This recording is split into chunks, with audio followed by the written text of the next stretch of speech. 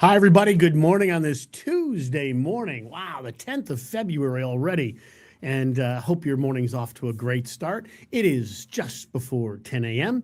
And it is really quite nice outside. The pattern, as we've been talking about, is going through some subtle changes. The most, well, not even subtle this morning, incredibly mild compared.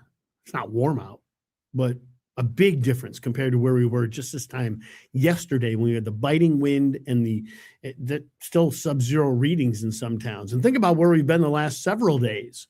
So cold, Arctic, based air mass, just so cold. Today, you step outside, there's very little or no wind, and it feels completely different.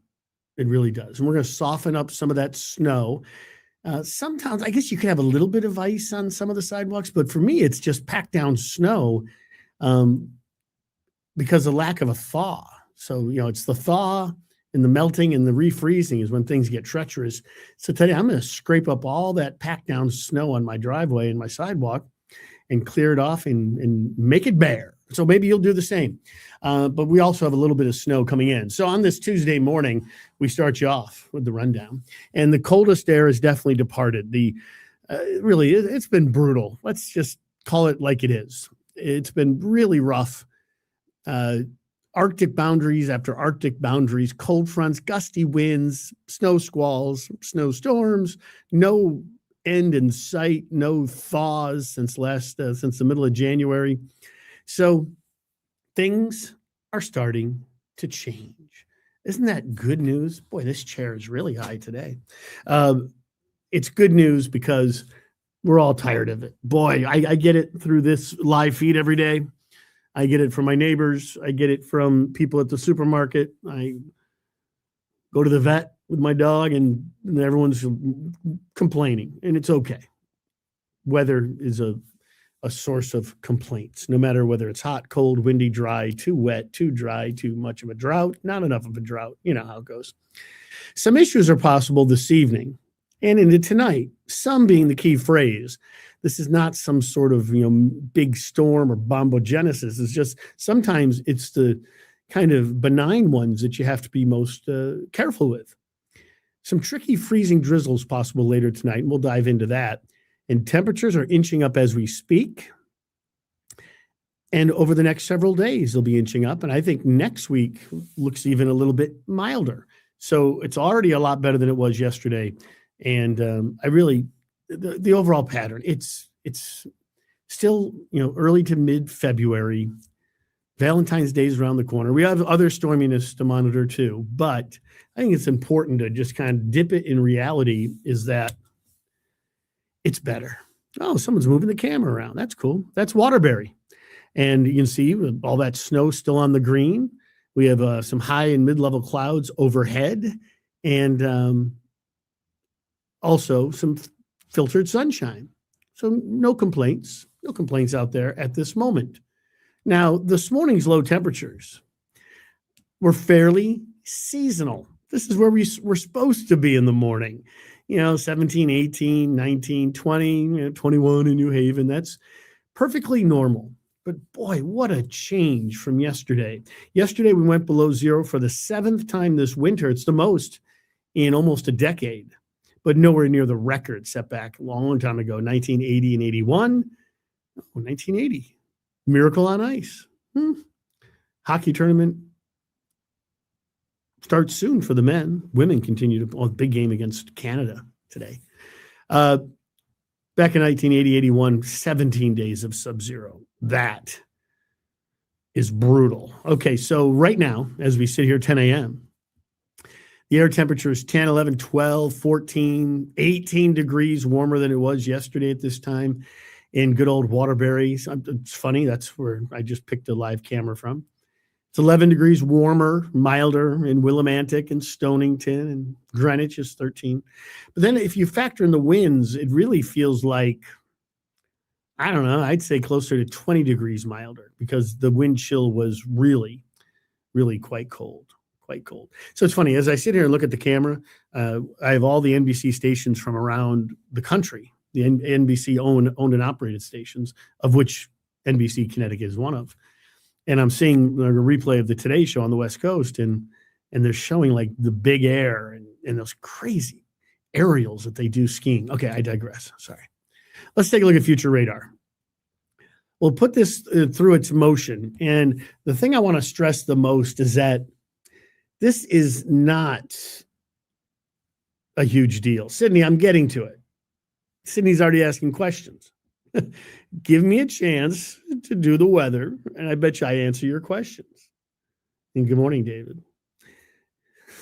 I've literally been on here for 4 minutes, 5 minutes and 44 seconds. What's inland supposed to get? We're getting to it. Have to leave my house tomorrow morning at 7. We're getting to it. Sydney, patience is a virtue. But I want it now. I want it now. Okay, so we have increasing clouds now. And as you can see, there can be a little burst of some flurries this afternoon.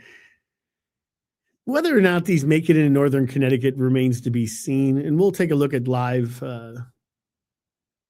Doppler radar here in a second, because we can do that because we're live here in the Storm Tracker Weather Lab each and every morning. So a little bit of flurry activity is what we're looking at. I just kind of, talking to Ryan down in the weather office, that first batch, I'm not saying it's a nothing burger, which is kind of like the hip way of saying not a big deal. This is sort of along a warm front, and behind it, it's not super warm, but it's not cold either. And then right behind it with this clipper is a cold front. And that cold front's going to create a little bit of convergence over us.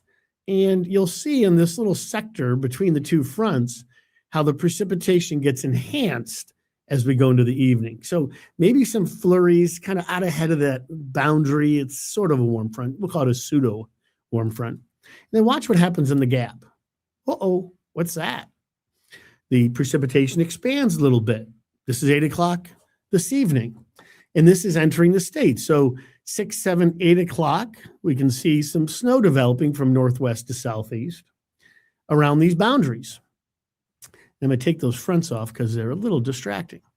But I want you to notice how snow comes in, and there's just this quick hitting burst of snow. It's not a lot, but it's not nothing either. Okay, we know a coating to an inch of snow on the roads, even though the roads have a ton of treatment still on them, it hasn't rained or melted or washed any of the treatments away. All it takes is that much snow, and people start sliding around. Everyone drives too fast. We know it. Stop signs have become optional. Red lights or yellow lights mean go faster. We know. So when people are on the roads this evening, there will be some spin out crashes, even though if it's less than an inch of snow. That's society now.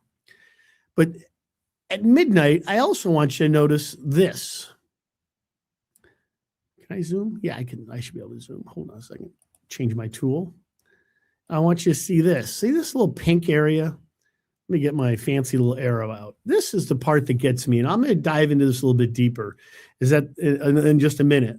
But there is the chance of some freezing drizzle through the tri-state. Now, this is again brief, small geographically speaking, but anytime you see the pinks, you have to be cognizant of that. And then all the precipitation's gone, long gone by morning, Olivia, who needs to know if she can leave her house at 7 a.m. You can. The precipitation will be long gone. And again, it's not a lot, okay? It's just a little, okay? So if I click right here, let's see if it goes. Yeah, there we go. Back to Connecticut. Okay, so, and then there's partly sunny skies. There could be a lake effect snow flurry that flies by during Wednesday, but it's really not a big deal. Same idea Thursday, but the temperatures are cooler on Thursday and Friday. I won't use the word colder because we've been so cold. And then we go into Thursday night and Friday, there's not much happening. Okay, so as far as Olivia's question, or Sydney's question, at the most, 1 to 2, it could be an isolated 3-inch amount in maybe Townd or Staffordville, maybe over into North Woodstock. I favor a little bit of Northeast Connecticut with this map, but I know Northwest Connecticut can overachieve. Now, this is even a little bit above what we call computer guidance. The reason being is that almost every system over the last 8 to 10 weeks has, in the air quotes, overachieved a little bit. So this is a little bit more than what the models are spitting out. But I think the best chance of 1 to 3 is in Northeast Connecticut. But I'm not going to rule out the chance of 1 to 2 with an isolated 3 in Northwest Connecticut. Then I think most of the area down here is just a coating of snow to maybe a half an inch maximum. And that includes the greater Hartford area, really, in the valleys. And remember, temperatures are going to be up around 32, 33, 34 as this stuff starts to come in. It's just, I'm not freaking out about this, all right? And you shouldn't either, because it's just weather, and it's not a lot of weather, okay? We'll get to questions in a minute. There's some long-winded ones there. So thank you, and thank you for tuning in. Let's talk about this freezing drizzle potential. Around midnight, between 8 p.m. and midnight, we get this shield of precipitation that I was showing you, okay? And it's going to be moving in this direction. Kind of hard to see a white arrow, Bob, when you got a white map. So let's just use this. This stuff will be moving through the state from northwest to southeast. The North American model, the NAM, if you really need to know, does print out some freezing rain and freezing drizzle. It's very brief, like 11 p.m. to 2 a.m. tops, but that's all you need, right, to put a glaze. See, look at 2 a.m. There's a little bit of rain and freezing rain, but snow continues with that little burst in the interior, and that's why we think interior Connecticut could get 1 to 2 inches or 1 to 3 inches of snow. It's a quick hitting system. It's out of here in plenty of time to kind of, clean things up. But it's not my first rodeo. There'll be school delays tomorrow, I think, in northern Connecticut. No cancellations, but I do foresee some school delays just because we're super safe, and that's fine. There is school tomorrow, right? There's no school Monday, I believe, because of President's Day, and Tuesday for some, and some get a little winter break. So that's not a half an inch, okay? That's 5/100ths of an inch. Try to measure that.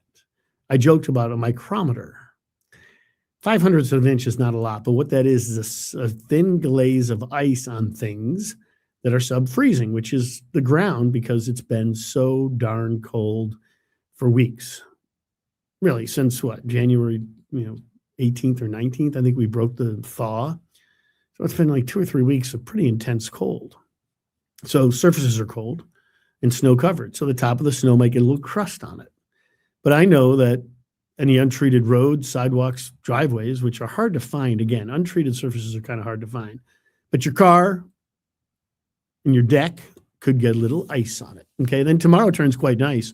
It'll be breezy with a mix of sun and clouds. I told you a little while ago, a gusty northwest breeze will be blown around, and that could bring a lake effect snow shower down. But for the most part, it's clouds, a little sun, temperatures mid to upper 30s. A few towns, car thermometers might even touch 40. Okay, the next issue is Sunday and Monday of the President's Day weekend, which is coming up. And this is just one depiction. This is the European model. I believe this is the 0Z. The 6Z came in, and it's a little bit more intriguing. But I just want to, yesterday, before I let this go through its cycle, yesterday, the European model kind of, I didn't draw that very well, kind of jammed this thing in toward Long Island. Like it came across here and then came into here.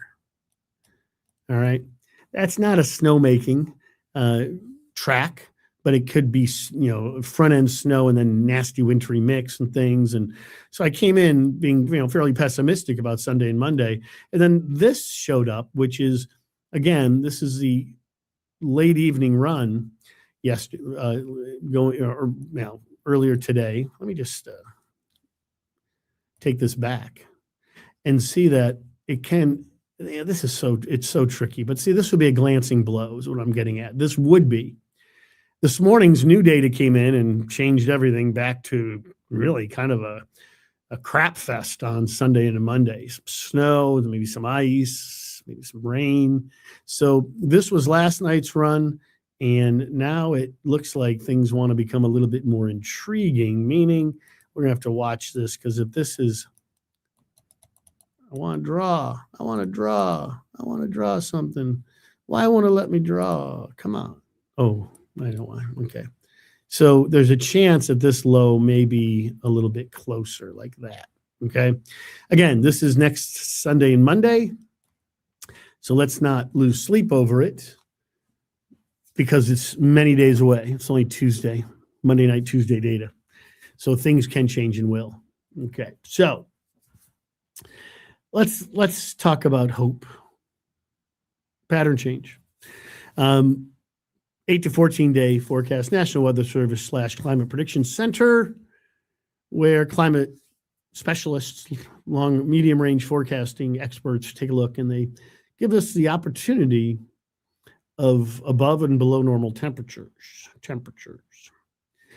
If you look at this signal, you'd say, yep, there's something to be said for, well, the jet stream, which would be and this is really great news for the West Coast snow, because this is what they need, right? And then there's like a little bit of this, okay? It's kind of an amplified jet. It's not as amplified as it was with that super cold air. I mean, the Arctic jet would be locked up here now. So instead, we're seasonable or slightly above seasonable is one way of looking at it. But they need this out west, okay? This is beneficial. It's funny. It's been super dry. It's been an unbelievably dry winter out west. We get first time in a while we've talked about not really the Pineapple Express, but at least some atmospheric rivers. And on the Today Show, Al was talking about, we got to watch out for flooding. It's like, it's either one or the other. It's never in between. Let's just say this is some really beneficial rain. And because of the topography in California, there might be some flooding because they're going to get quite a bit of rain in a relatively short period of time. Can't we just store it somewhere? Bigger reservoirs or something? Because it's never one or the other. It's never just in between. It's never just a nice, gentle rain out that way.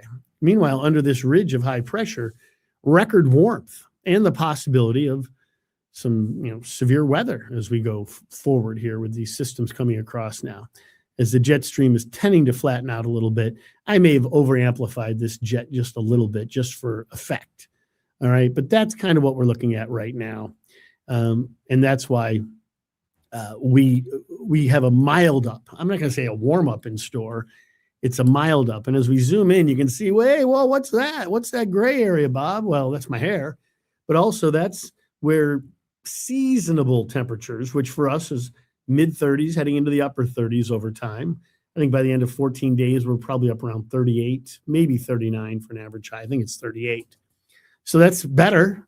That gets some melting in here, and that's more seasonal as we look ahead. But this happens a lot during the spring. We're surrounded by some pretty cold air. We have iced up rivers, and I mean, it's crazy how cold it's been. But this happens a lot in the spring where the mild and warm weather is off to our south and west, and we get envious because we don't always get that. We need a perfect setup for that, and this is certainly not that. It is still February. It's still going to be cold. It's just not going to be Arctic cold, all right? A lot of times we see maps like this, and everyone gets way overexcited, way overamplified, and start thinking that, like, this is fake spring number one. Faux spring one is not coming, okay? You can see 32 on Thursday with a breeze, Friday 35. There's that messy potential for Sunday and Monday, and I was kind of hoping it would miss, and it still can. I didn't love that trend of bringing it back.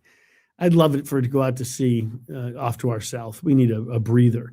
Race fans, Sunday's the Super Bowl. See, we had the Super Bowl. It wasn't really very super on Sunday, but the Super Bowl of racing is Sunday at Daytona. The Daytona 500 is Sunday. And I hate what I see. I see this storm that brings us rain and snow potential for Sunday and Monday. I think it could soak northern Florida. It would clear out for Monday, so maybe it'll be a President's Day Daytona 500. Just for those of you planning ahead, if you're planning travel, we got a lot of race fans, and we've got two of the best drivers out of Connecticut in Joey Logano, a past champion, and the upstart Ryan Preece from Berlin, who, of course, won the Clash last weekend, which was really cool. Okay, so I digress. There's your forecast. Next week looks fair and milder, not warm, but that's why we call it a mild up. You don't just flip the switch to 50s and 60s. All right, that rarely, if ever, happens. Along the shoreline, mild 42 tomorrow. We're going to get into some melting, but keep in mind, 42 to 27, above freezing to below freezing. 35 to 21, above freezing, below freezing. 37 to 25, 39 to 23, 39 to 32. This freeze, thaw cycle can equal some pretty interesting conditions for those of you that are up early in the morning. We can get some icing. Treatments are going to be needed for the next 10 days because melting means water, refreezing means ice, and precipitation can do the same. So let's just keep that in mind. Put that in the old memory bank, and keep that in your thoughts here as we go forward. Okay, so I'm trying to think. Do these block the 10-day? No, they fit in perfectly. So I'm going to go back one page to the inland 10-day forecast. And Sydney, I hope I answered your question. Cute profile picture. 1 to 3 inches, not a lot. And I think 3 would be the exception. A 1 to 2 is most likely.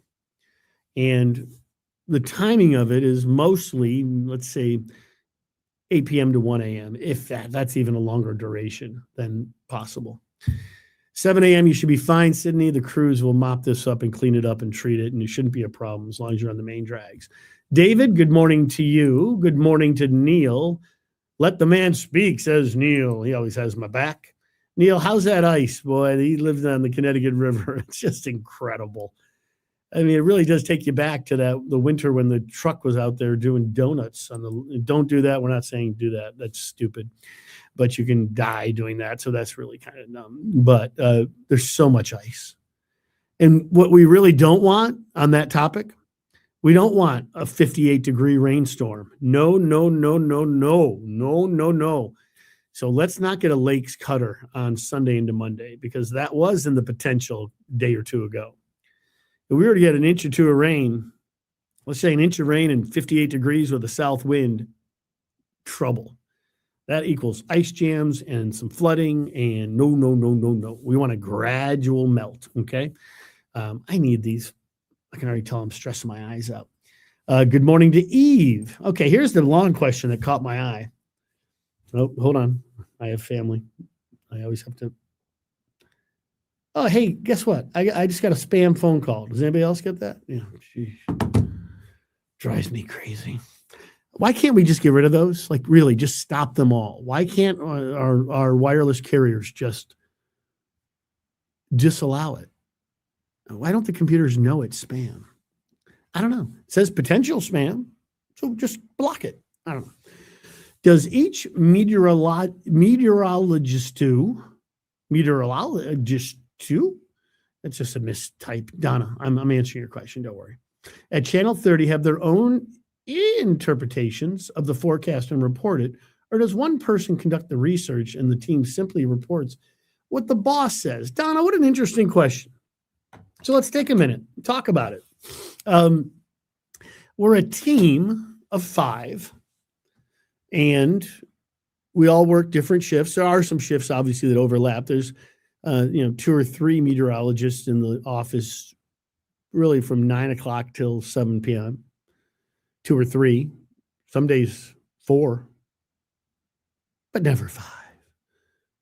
I don't think. Yeah, there might be 5 actually. No, I'm not here. So there's 3 or 4 here all the time, it seems like. We all look at the same data, yes. But because we're all trained meteorologists, which most TV stations can't really say, a team of meteorologists with respect, which other stations may not be able to say. And we have varying levels of experience, let's face it. Some of us are old, some of us are young. But what we do is we respect each other and we help each other and we see things. And when one person's on the air and new data comes out, or one person in the middle of a shift, or one person's sleeping, because we do have to sleep, we converse And, we use Slack here at the station. It's a great software for communication. And we have a whole, room that we can chat in, and we bounce stuff off each other all the time. Even on weekends when I'm not working, I'm sitting there with a cup of coffee and my PJs.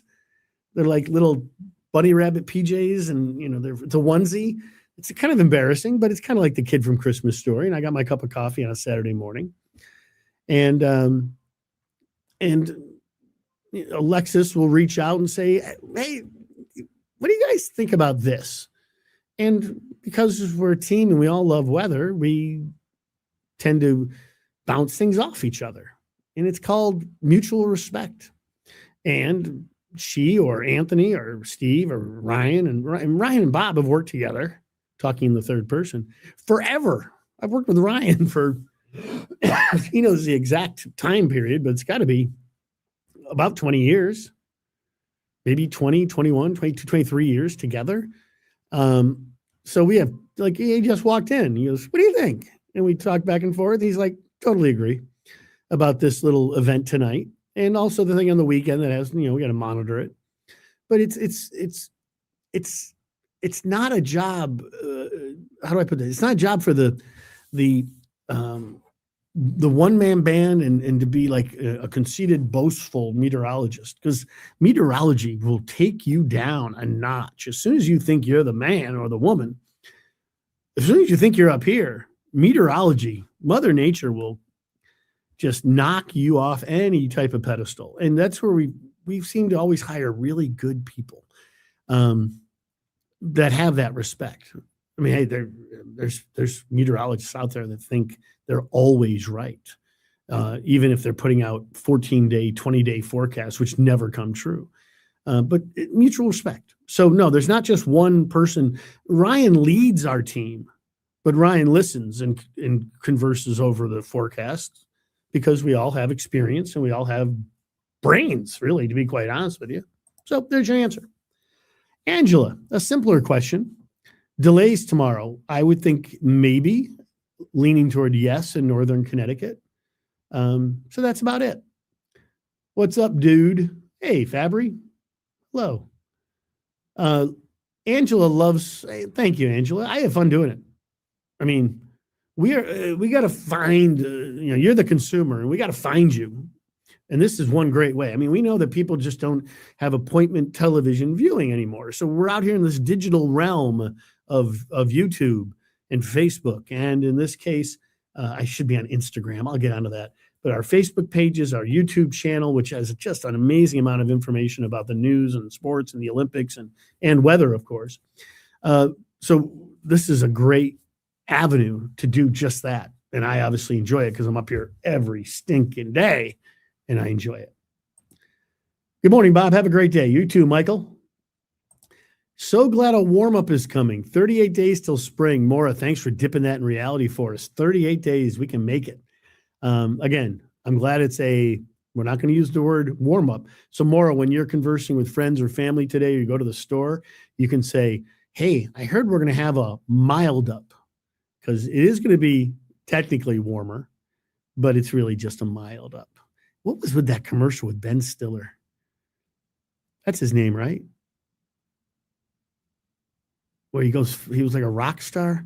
Bananas just throw you. Oh, Instacart. That Instacart commercial on the Super Bowl was so weird. Like, we all were like, what was that? I'm sorry. Next week, move that storm out to sea. Quentin, I'll try, but anyone's roof leaked? Joan, I am knocking on wood. Mine hasn't. I do have some ice dams up there. Hoping for just a gradual melt. Again, we don't want 50 and rain. That would be problematic, but I'm sure there's been people, back in my hometown, talked about this the last couple of weeks.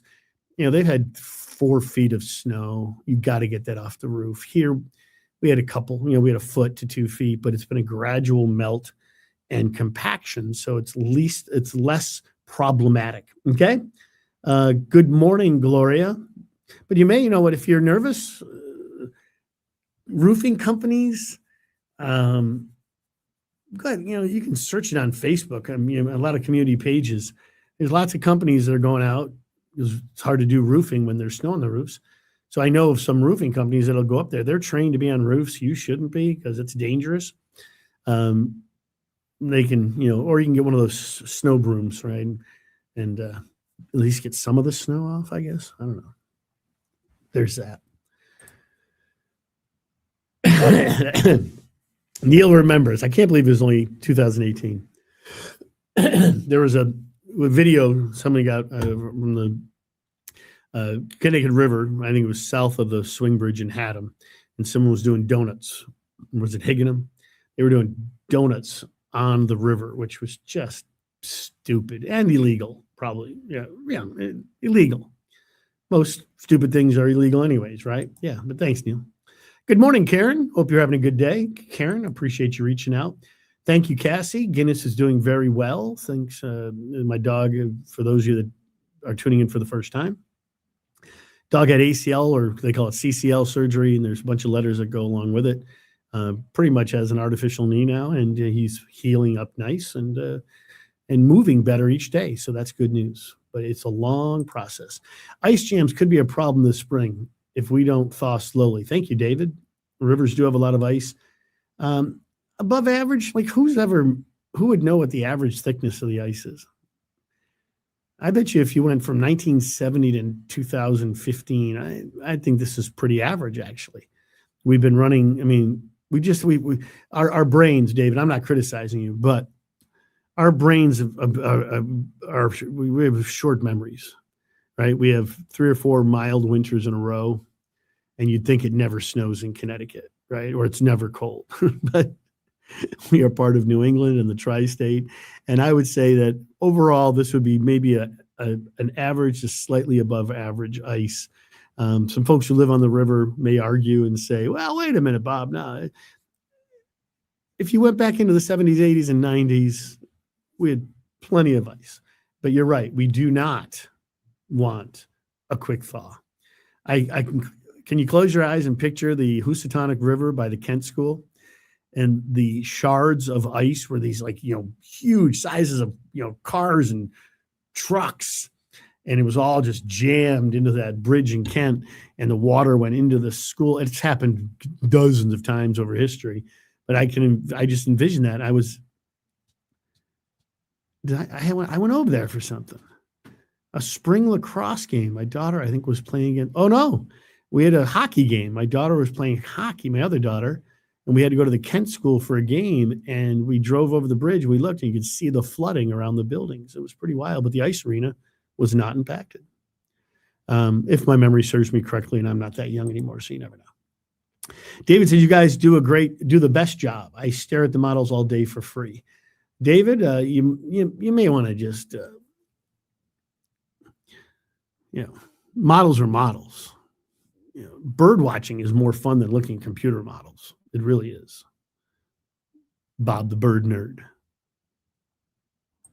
David, that's fun.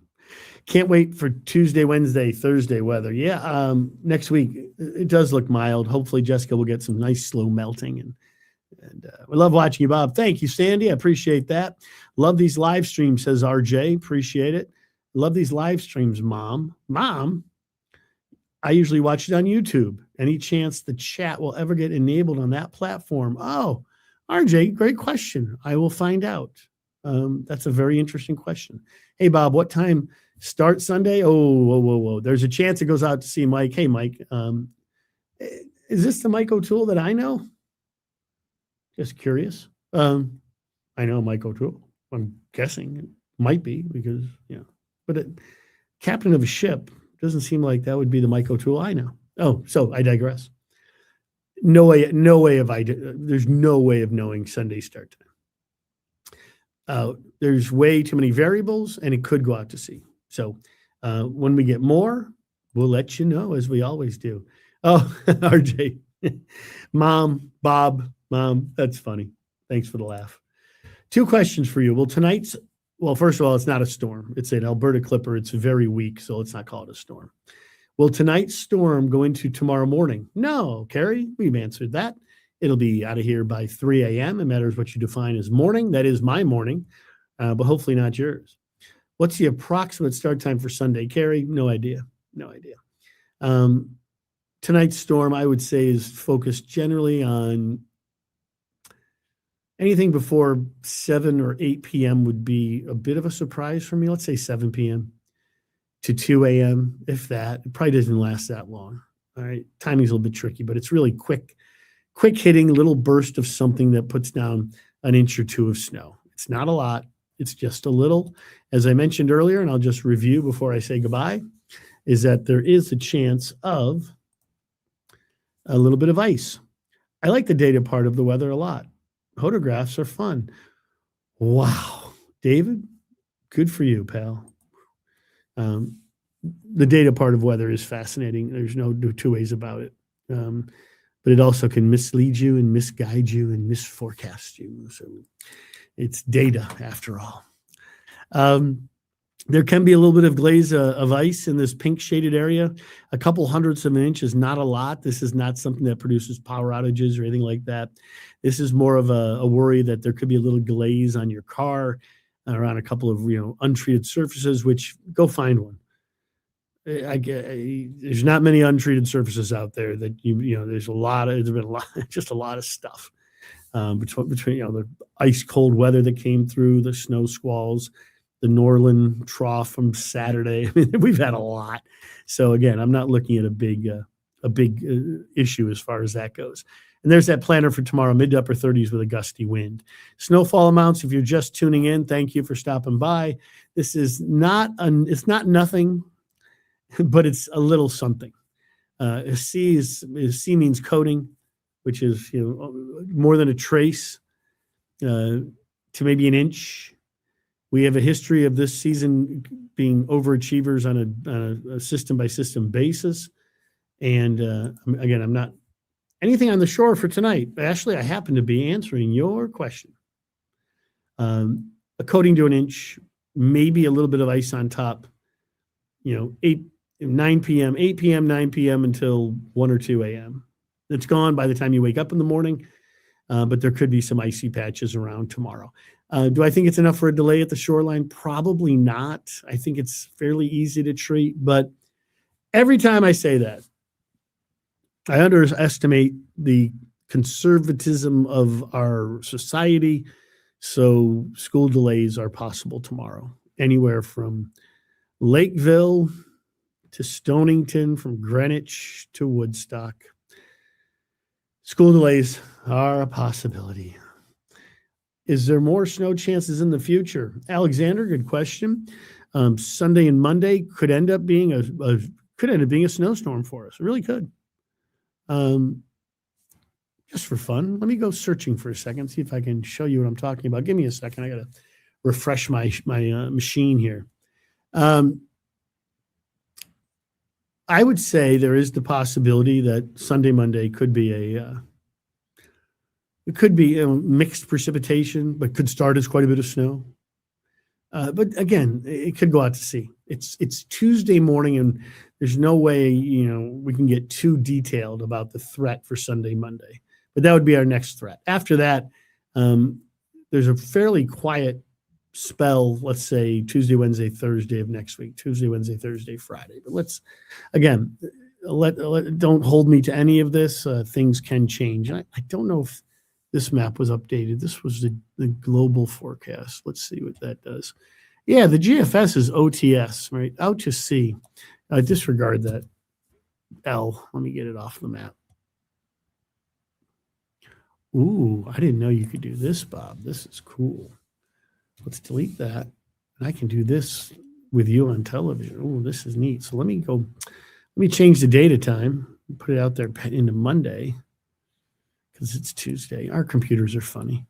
All right. And then see, this is the GFS. The American model for Sunday, Monday is a big nothing. All right. OTS and rain. So that's what the latest American model, since people seem intrigued by this potential. So let me go in here and see if this is updated. And this would be the European model as shown here. And okay, this is still the 0Z run. 6Z hasn't loaded yet because it's not done yet. And that's a glancing blow. But as I mentioned earlier, there was some reason to think that this could end up being closer. Okay. So the European model isn't totally on board with the out to sea solution. So if this thing jams up here into this vicinity, this precipitation could end up being more significant. Could being the key phrase. Someone's going to hold that, oh, Bob, you said. No.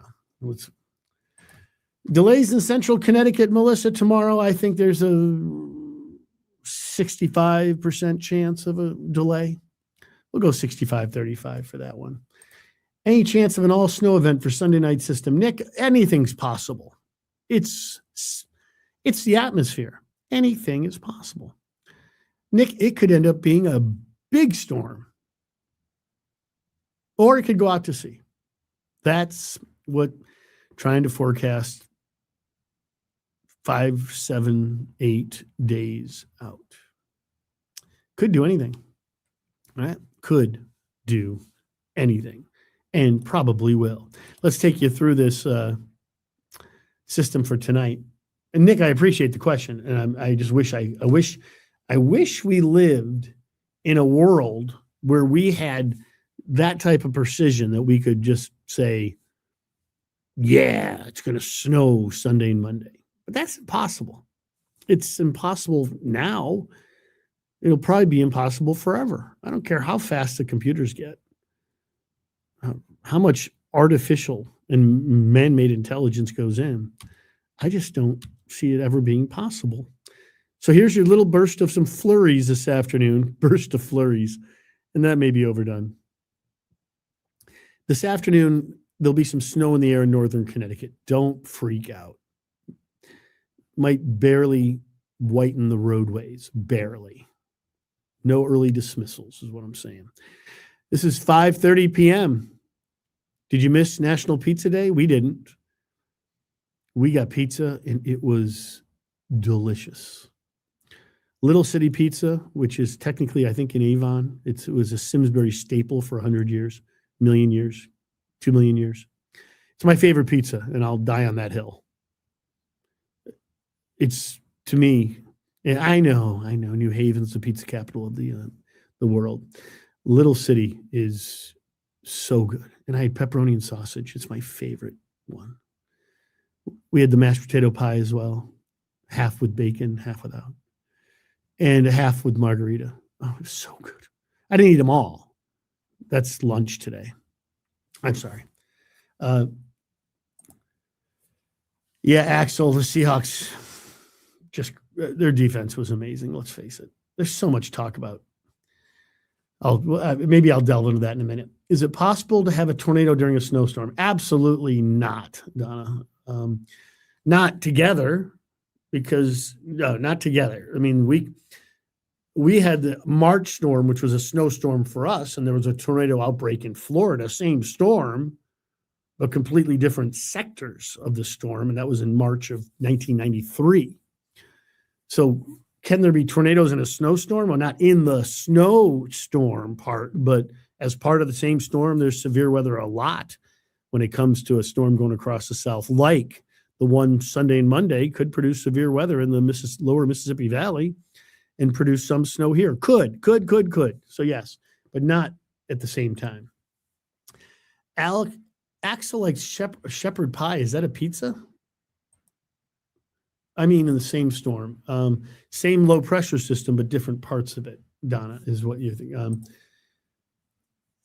Quentin, it is interesting how models change, but it has to be expected.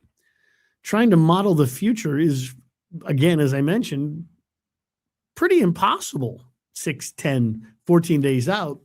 And what's happened now in our society, because of the platform in which you're watching this, is that anybody, including David, who likes to look at computer models, if David wanted to get a Facebook page, I don't know if David has meteorological training, but he could post a 284-hour forecast map on the GFS, and it could show the end of the world snowstorm So Quentin says it's interesting how models change. Well, if we didn't have the models out that far, they probably wouldn't change as much. Let's say every computer model just went out to 120 hours. There'd be less changes. But because models go out 384 hours, which is silly, that never really comes true, it's the world we live in. So David C., who we were chatting about earlier, go ahead, start a Facebook feed. Talk about the computer models.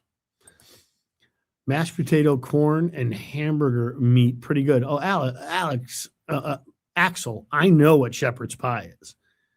And it is delicious. But I was talking about pizza. Yesterday was National Pizza Day. We got pizza. What I was saying was if you're going out to get some pizza this evening, I got sidetracked. There can be some flurries in the air or maybe a coating of snow on the roads, but it shouldn't be enough to cause problems. And the temperature should be about 33, 34, 35 degrees. It's this next little batch that has me most intrigued because it fills in, notice, after 8 or 9 o'clock, but it's gone by 2 a.m. But that's a fairly decent little burst of snow that can occur along a pseudo cold front. And also that pink in Fairfield County concerns me mildly for a little bit of glaze. If you're out at midnight, there could be a few slippery spots. But I want you to notice something. It's gone by 2 a.m., if that, maybe sooner. If we can't clean up the schools and the roads from a minor accumulation, again, I joke that we've become Durham, North Carolina. We got from 2 to 5 to clean, just one pass of the plow, if that, one drop of the treatment, and we should be in business. But I know how society works, and there'll be school delays because we have to make sure every inch is clear. Hi, Chris. What a handsome couple. Nice smile there in the profile picture. How is Guinness doing? For those of you, again, that don't know, and there's still a lot of people watching this. It amazes me that you want to watch me for this long. Guinness is my dog. He's a big, purebred Bernese Mountain Dog, bred in Sharon, Connecticut, and he's a big boy. Unfortunately, big boys put big pressure on their big joints, and he blew his ACL out at some point in January. CCL, canine cruciate ligament. So he's no Patrick Mahomes. He doesn't move that fast. He's more like an offensive lineman, right? He's a big dog. And technology is amazing. And now, for all intents and purposes, they don't rebuild an ACL. They kind of rebuild the leg. It's wild. And he's doing very well. Thank you. It is going to be a slow process to keep him from getting too excited and jumpy. He still has stitches and staples. So we have the cone. He's got the cone of embarrassment on, and he literally runs into everything, including me. And he's already broken one cone. He'll probably break this one too. They're only 40 or $50 a pop. So, hey, Donna. Oh, look into Ontario, Canada supercell. So there was snow and a tornado in the same supercell. David, that fascinates me. I want to look that up too. I look at the models on Pivotal Weather. A lot of people do that on their phones. If you want to follow along, you can. It's really good for a device. I've never looked at it on a computer. I have several other. The College of DuPage Weather is a great model viewing site too, and it's free. We personally have a paid system. Sometimes we show those to you on these. We need total dependency. I need that page to be working all the time. Thank you, sir. My wife, Jessica, and I. Hey, that's awesome. Do the models used historically seem to trend the same ways? Like a certain model will go south or north? Jeff, everybody wants to believe that. And everybody wants to rule the world. Sorry, tears for fears. Everyone wants to, it's funny, and you're not alone in this. Everyone thinks models have like these personalities. Hey, we do too. But models are just the output of data being put in. So it's hard to say if they have like a personality or traits. It has to do with the lowest levels, the mid levels, and the high levels of our atmosphere, which are, when I'm talking to sixth graders, I say, Our atmosphere is like a big club sandwich. You got bread and lettuce and cheese and meat and lettuce and bread and cheese and meat, and it goes all the way up.